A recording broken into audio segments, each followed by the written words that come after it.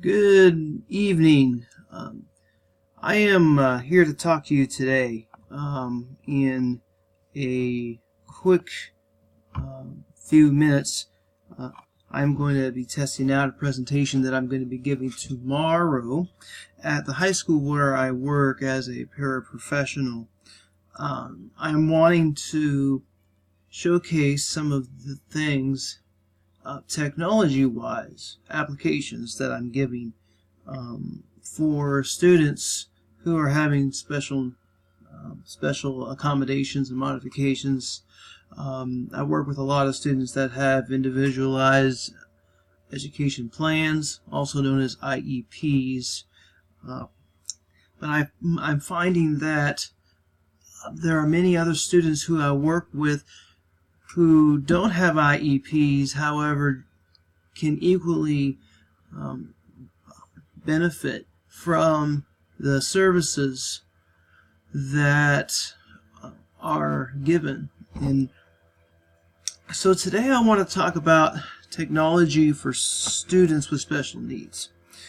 And the reason that I'm calling this a universal design approach is because I want to focus on giving students who have the most unique needs their the ability to be part of the whole design of a whole class, so that you can use technology for your classroom and for your instruction that benefits everyone, yet also meets the needs of specific students, one or two or more within your classroom with special needs. So today's objective is then to I'm going to go straight to the objective first. The teachers and staff will explore the use of educational technology for students with special needs. Okay, that is so the objective then is for special needs students. However, there's going to be more than just that. So what I'm going to have everyone do first, quickly, is open a Google Slides in the Chrome browser. If you don't have the Chrome browser, you'll need to have that for the section where I show you how to do Google offline. Okay, but if you do not have a Chrome browser, then I suggest that you'll need to go to the self-service application, and if you have a KCKPS machine, then you'll need to use that. But if you have your own personal device, use your Apple Store or the Play Store, depending on whatever you have. Anyway, quickly moving on. I've already stated the objective. So I want to then first give an overview of educational technology. What is it? Why is it used? How is it used? Okay. And while I do that, first I'm going to start with my own philosophy of educational technology. So here we go. That's the first thing. I personally believe that educational technology is something that is more than just a nice thing that you put into your design. It is more than just something that is used just to make yourself look 21st century-ish. There are actually standards that go all along with this. And I'm going to reply here. I'm replying to somebody here. Okay. Thank you.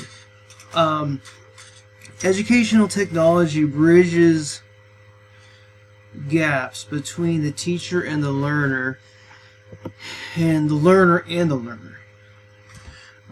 So what I mean by that, I can get into a little bit, but essentially educational technology can improve all students' access to general curriculum.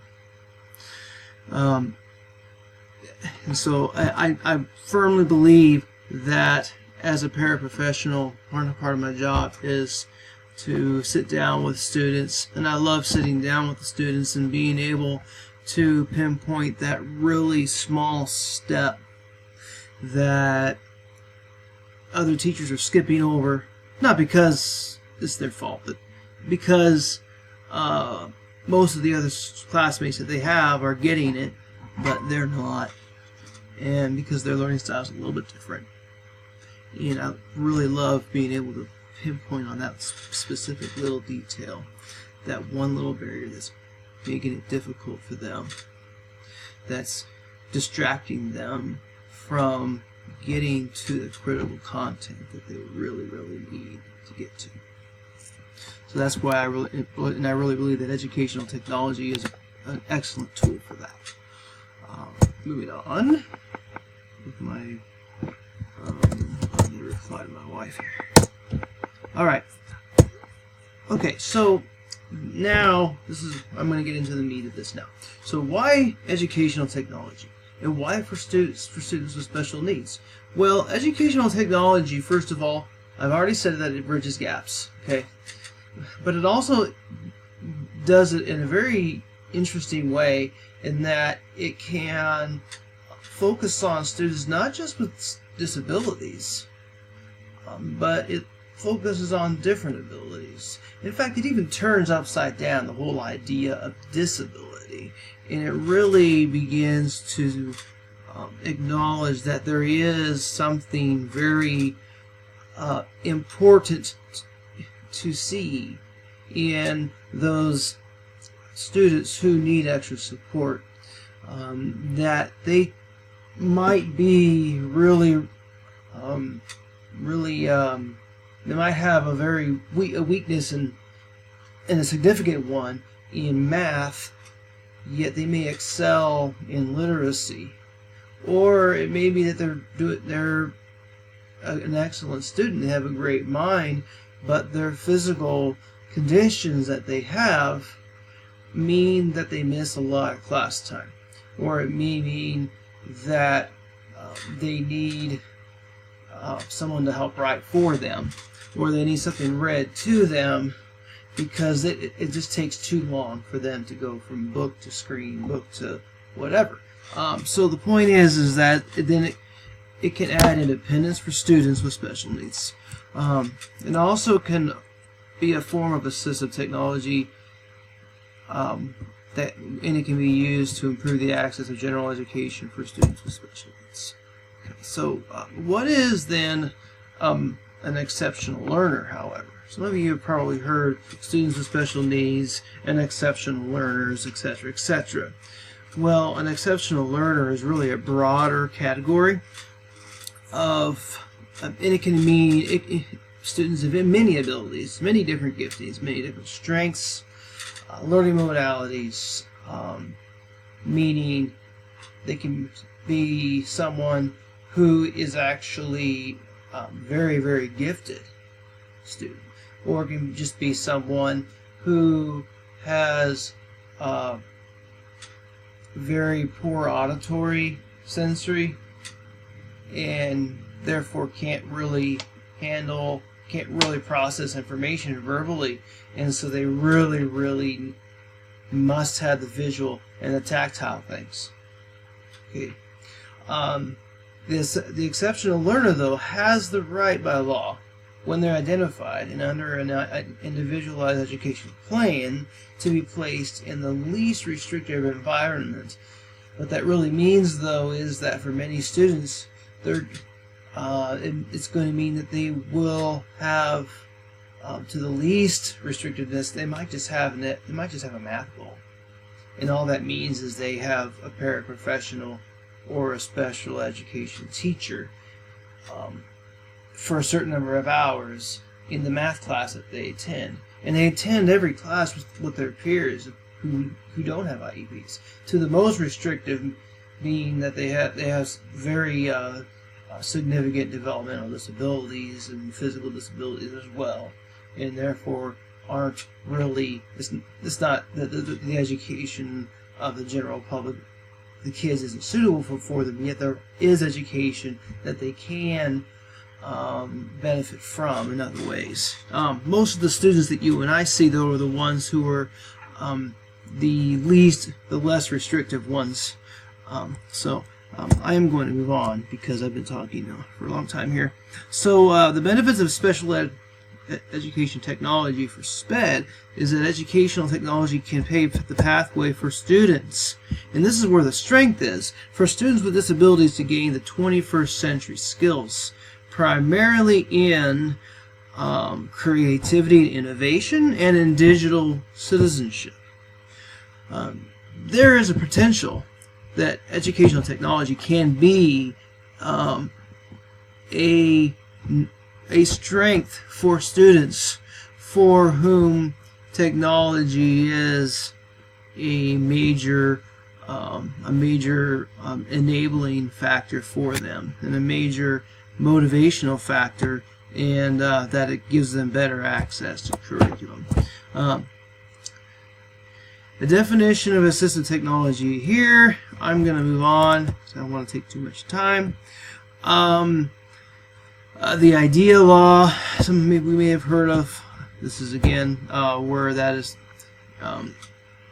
It's the assistive technology is also for people given guaranteed for students with disabilities. Rights law, and there's my assistive technology page. I have that at the end. My resources, you're more than welcome to look at it at the end. Educational technology, universal design. Now that's really where I need to touch on next, and then I need to skip ahead to what the resources are.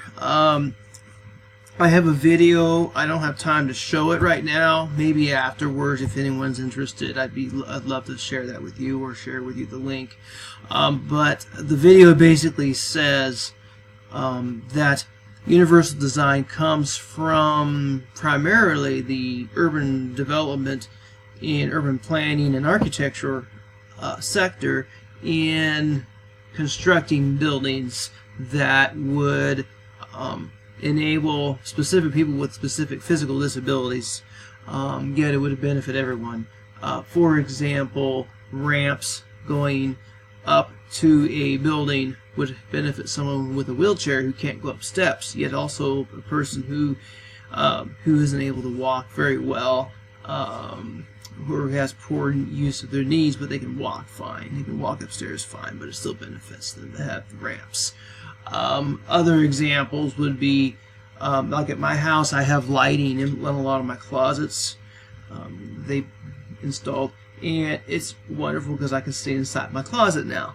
Now, if I were at retirement age or older, I would definitely need those. And that's really who they were designed for. However, it benefits everyone. And that's kind of the idea of universal design. So that the people who really have those needs feel like they are just like anyone else benefiting from it.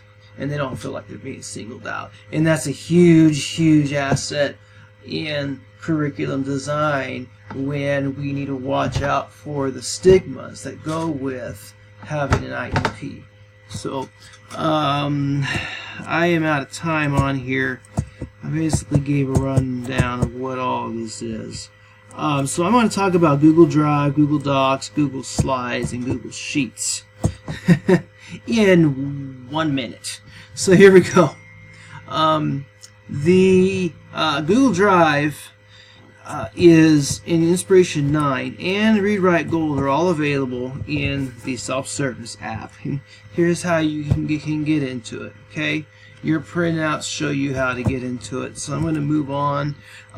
Google Drive, the app, really allows you to be able to get onto your computer and actually it syncs, literally creates a file on your computer in Finder, and it's a Google Drive file. Everything on your Google Drive gets synced to that file. So if you're offline, you still have everything on your Google Drive on your machine. It's a beautiful, beautiful thing. It even includes having your Google Documents, your Google Slides. Another thing about Google, and this is where I'm going to show you where Chrome comes in. When you go into Chrome, open up Google Docs, sign into your M.Dot account, your Google account, whatever it is, You got to be in Google Chrome for this now. But